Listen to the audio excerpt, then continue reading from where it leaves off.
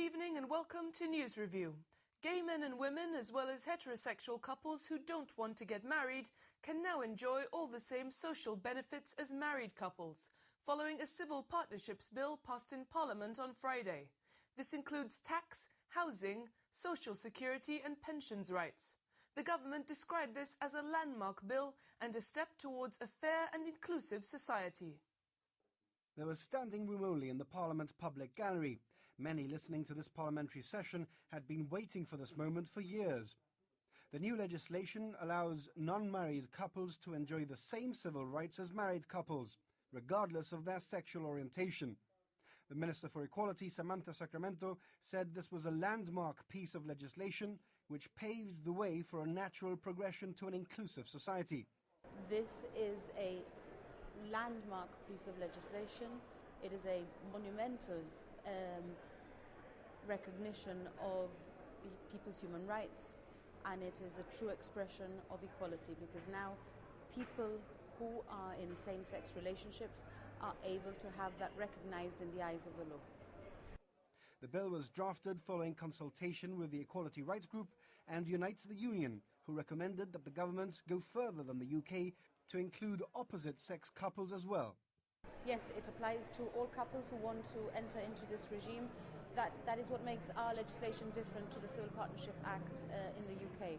When it was passed in the UK, it only related to same-sex couples, and there was a lot of criticism at the time. When the bill was commended to the House, there was applause from the public gallery, which prompted a call for order from the Speaker. This is a crucial step on the road to a fair and inclusive society. Mr. Speaker, I commend this bill to the House.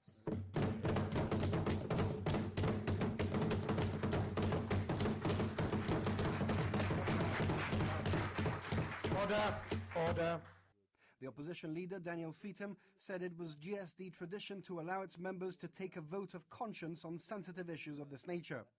He said they had done so, for example, during the debate on the age of consent, which saw his own private member's bill defeated. Well, I voted in favour of it, and all front bench members of the opposition voted in favour of it.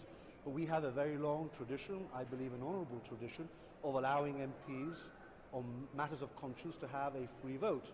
We did so in 1991 with the decriminalisation of homosexuality at the time, where all GSD MPs voted in favour of decriminalising, except one that abstained.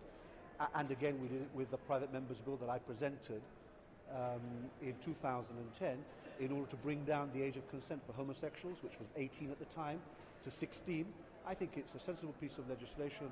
I certainly support it, but then again, as a matter of principle and conviction, I'm supportive of these kinds of initiatives.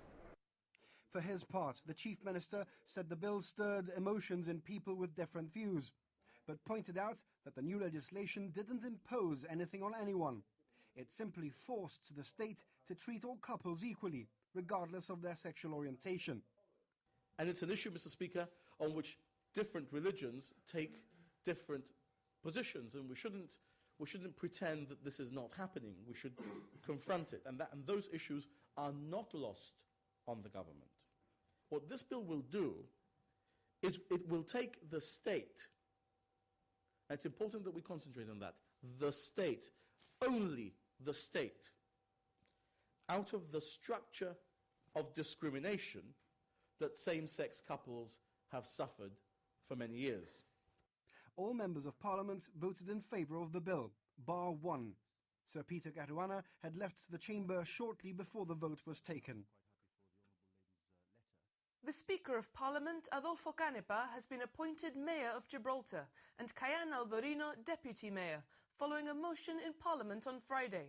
But the motion did not enjoy the unanimous support of the House. The opposition leader said Tony Lombard, who was due to be mayor until 2 weeks ago, had been treated shabbily with a last-minute reversal, even after the Chief Minister had consulted with the opposition on his appointment. However, he said because of his respect for Mr. Speaker, whom he believed would be an excellent mayor, the opposition would be abstaining and not voting against. The Chief Minister explained he had received numerous representations from members of society, expressing their objection to Mr. Lombard being appointed mayor, and a petition was being gathered. Fabian Picardo said the mayor's office should be uncontroversial, and so he had to take one of the most difficult decisions he's had to make so far, which affected a man he considered a friend and whom he had a high regard for. Mr. Canepa's appointment is indefinite, and the Chief Minister confirmed that Cayenne Aldorino would be mayor after him, thus continuing the policy of civic mayors. Also in Parliament, the Minister for Housing revealed that over 3,000 applications have been received for the 850 flats which will be built under the government's co-ownership project. Paul Balban told the House that the process of allocations and exchanging contracts would start soon, and that other co-ownership housing projects would be announced in the near future. A former local police officer has been sentenced to 6 months in prison after being found guilty of misconduct. Cain Benteolo was tried in relation to an incident last year when he texted someone who'd been arrested for sending threatening messages, advising him to delete his texts.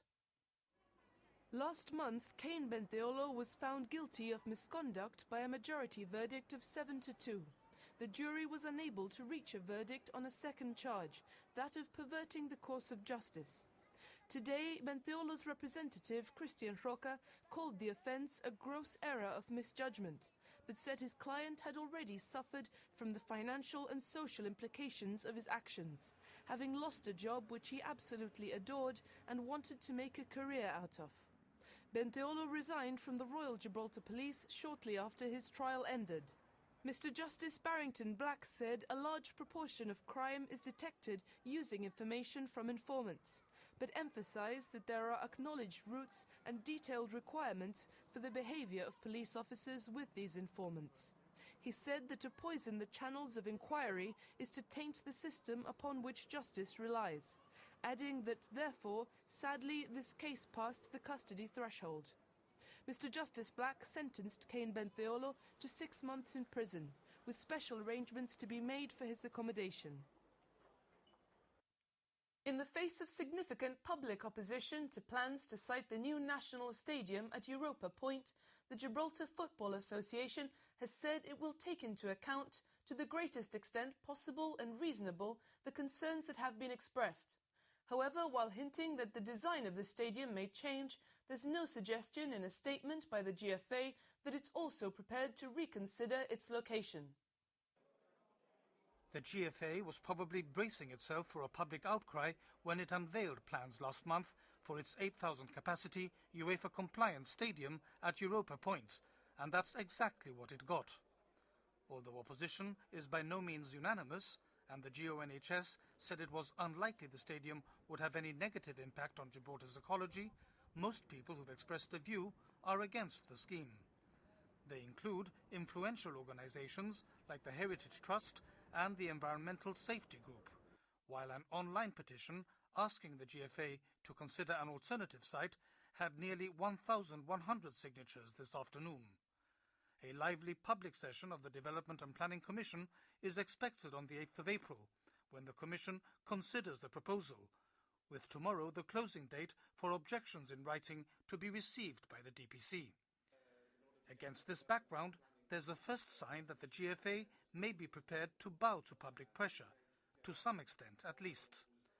In a statement, it describes the published architectural drawings of the stadium as embryonic, adding that the end project will not necessarily look like the images projected thus far. There's no mention, though, of any possibility of building the stadium somewhere else. The association says it considered a number of other locations in discussions with UEFA, the government and the architect, but notes there is limited space in Gibraltar in which to locate such a significant building. The GFA highlights that because this is a significant project, it embarked on an unprecedented public consultation exercise that went well beyond the statutory requirements.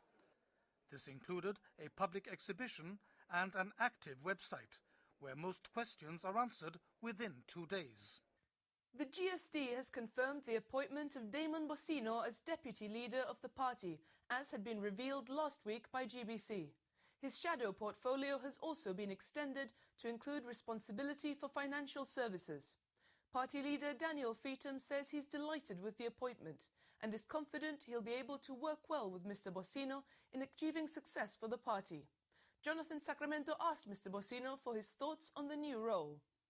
I am delighted and honoured, and I suppose humbled as well, to have been chosen by the leader of the party to act as his deputy, in effect. There's a lot of work to do. We have 2 years before the next general election, and I think, as indeed I think Danny has said in his letter to the members, which seems to have been the subject of some public comment recently, that this election is indeed very winnable. So I think we need to, all of us as a party, to put our shoulder to the wheel and ensure that the people, the electorate in Gibraltar, have an alternative to this government in 2015. And a personal boon for you as well, because it makes you next in line for the leadership. Well, I don't know what may happen in the future. This is something which, as a result of the changes that we have made to the Constitution, will, and something which I definitely welcome, the membership, the wider membership of the party will be participating in so far as 60% of the vote is concerned. The balance of those votes are still held in the hands of the executive of the party. So both those organs, if you like, of the GSD will be deciding who the next leader of the party is whenever Danny decides to leave or other circumstances may arise. We'll be back with more of this week's news after the break.